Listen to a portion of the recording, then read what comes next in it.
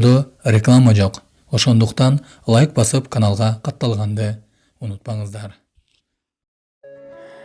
Кызым мага аябай жакын. Ырчы Гүлжигит Сатыбеков алгачкы жолу кызын элге көрсөттү. Кыргыз Республикасынын эмгек сиңирген артисти Гүлжигит Сатыбеков алгачкы жолу кызынын сүрөтүн коомчулукка көрсөттү. Улуу кызым мага жакын деген ырчы мырза Супер KG порталына төмөнкүдөй маалыматтарды берди. Бул менин улуу кызым аты Элайым. Сентябрь айында буйруса 6 жашка чыгат. Үйдүн куудулу да ушул кызым. Анча-мынча чыгармачылыкка жакындыгы да бар. Айтор атасына аябай жакын. Экинчи кызым Нурайым 4 жашка чыкты. Кичүүбүз болсо Салман 2 жашта дейт ырчы. Эске салсак, көп жылдар бою үй бүлөсүн жашырып келген Гүлжигит Сатыбеков былтыр Суперинфо гезитине маек берип, жеке жашоосун ачыктаган. Маалымат булагы Супер KG сайты.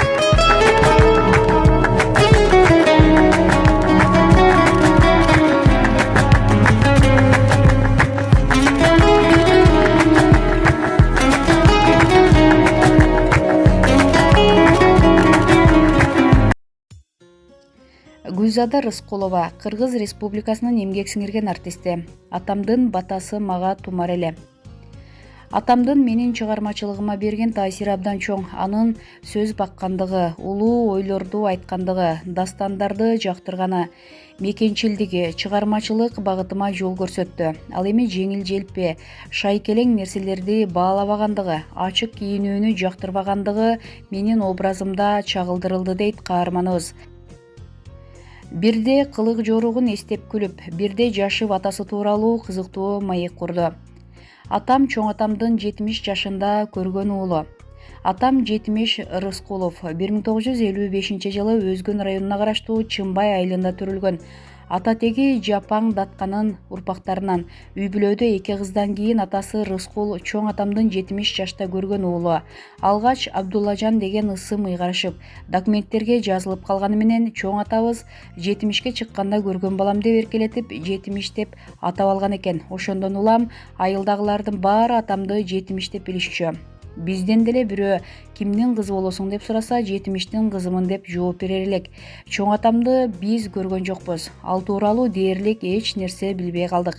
Биз тургай атам өзү деле атасын эстей албай калганын айтчу. Себеби атам 3 жашка толгон кезде эле чоң атабыздын көзү өтүп кеткен экен.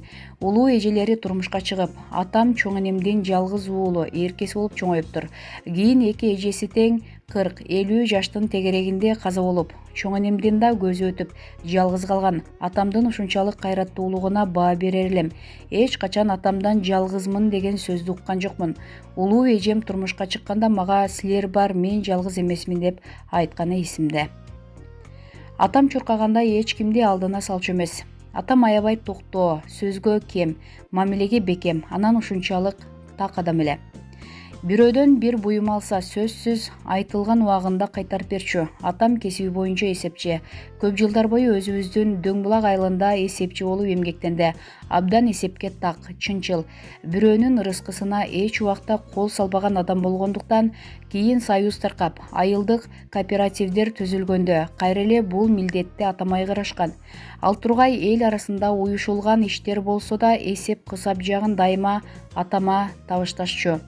Сөз менен айтпаса да көз карашы менен оюн жеткире билген. Өзгөчө кыздарынын тарбиясына, ыйманына талабы күч эле. Үйдө отурганда эч качан атамдын көзүнчө башка бир адам тууралуу ушак сүйлөнчү эмес. Аял кишинин ушак айтканы атамдын эң жаман көргөн сапаты эле. Балабыз да көчөдөн көргөнүбүздү үйгө келип айтып калсак, ошол жерден бирөөнү сүйлөбөй, өзүңөрдү билгиле деп оозубузду жаап коер эле. Эч качан каттуу урушуп, сөгүнүп сүйлөчү эмес. Атам адамды эмес, малды да сөккөн жок, тамеки тарткан жок, ичкиликке деле жакын эмес болчу.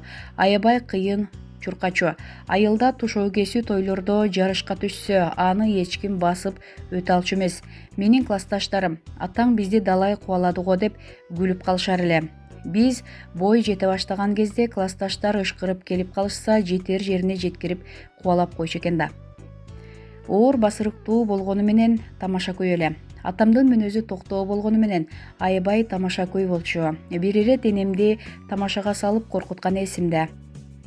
Атам өзү балыкты жакшы көрчү. Күн алыс балык көтөрүп келер эле. Энем эмне эле балык алып келе бересиң? Балдардын тамагына сөөгү туруп калат. Илгери балыкты суунун кайберени деп жешчү эмес деп сүйлөнүп калчу. Атам макул, эми алып келбейм дейт да кайра эле алып келет. Бир жолу күндөгүдөй куурулган балык жеп отурсак, атам какап калды. Энем селт этип чочуп кетти. Кокуй, айтпадым беле, эми эмне кылам?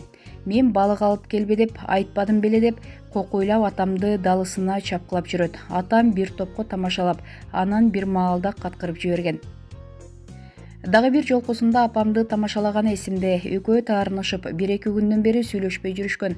Апам камыр жууруп жаткан. Мен апамдын жанында болчумун. Атам болсо жарыктын бир жерин оңдоп жаткан. Негизи атам электр жагын да кыйын билчү.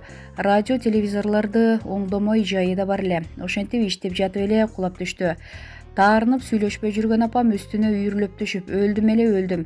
Кайдан гана токту кармадың экен деп жүрөгүн тыңшап, өкүрүп бакырып жүрөт. Кошуналарды чакырмакчы болуп эшикке атып чыгып, кайра атамдан алыс кете албай үйгө кирип, тур эле тур деп атамды жулкулдатып жатты. Ушундай бир жаман болуп чыйпылыктаганын көрүп атам каткырып жиберген.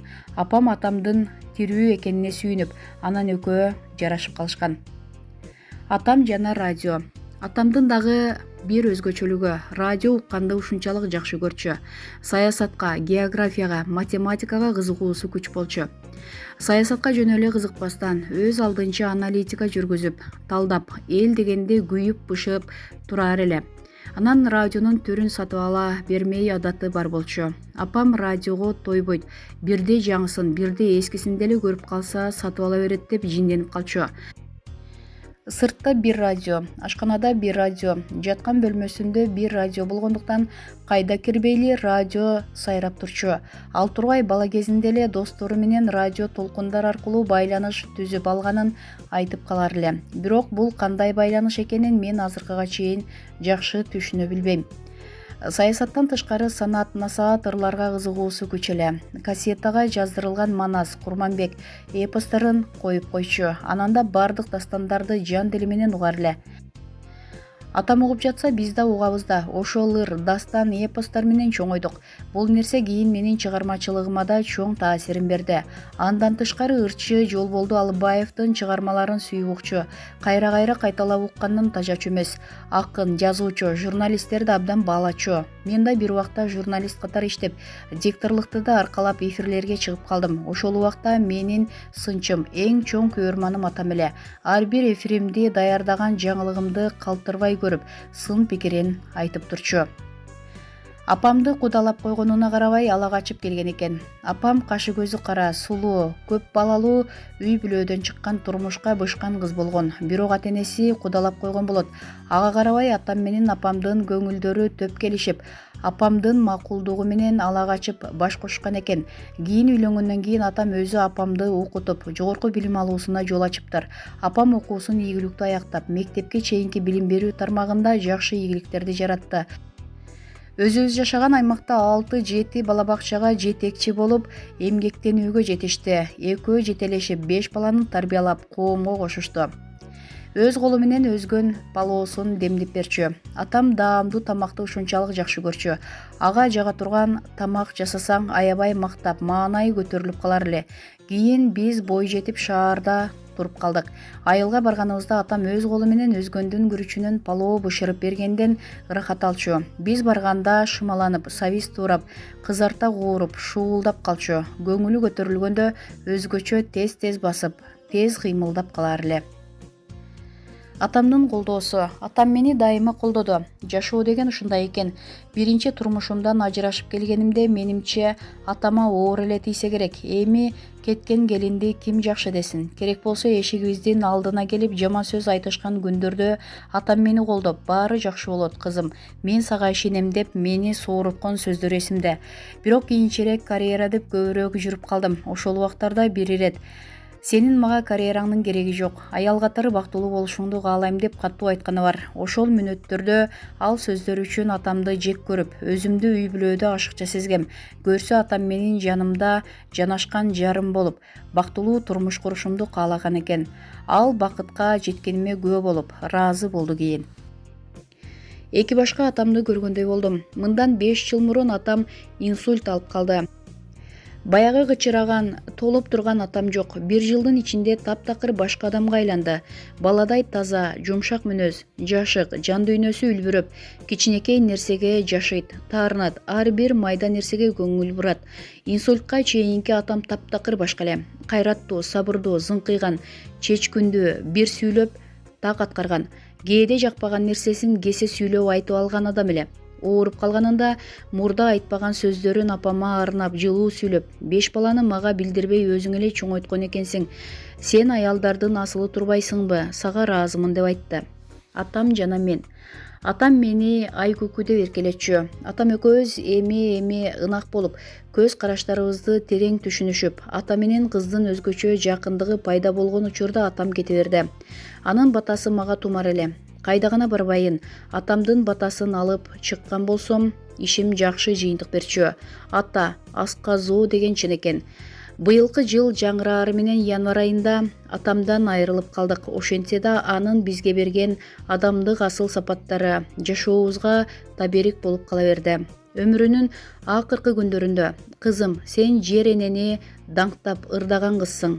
Сен жер эненин жерде басып жүрүүнүн кадырын билген кызсың деди. Бул мен үчүн күтүүсүз болду. Атамдын ушундай бийик баалоосуна арзыйм деп эч качан күткөн эмесмин. Жогорудагы маалыматтар Супер KG сайтынан алынды. Өз ой пикирлериңизди комментарийге калтырууну унутпаңыздар.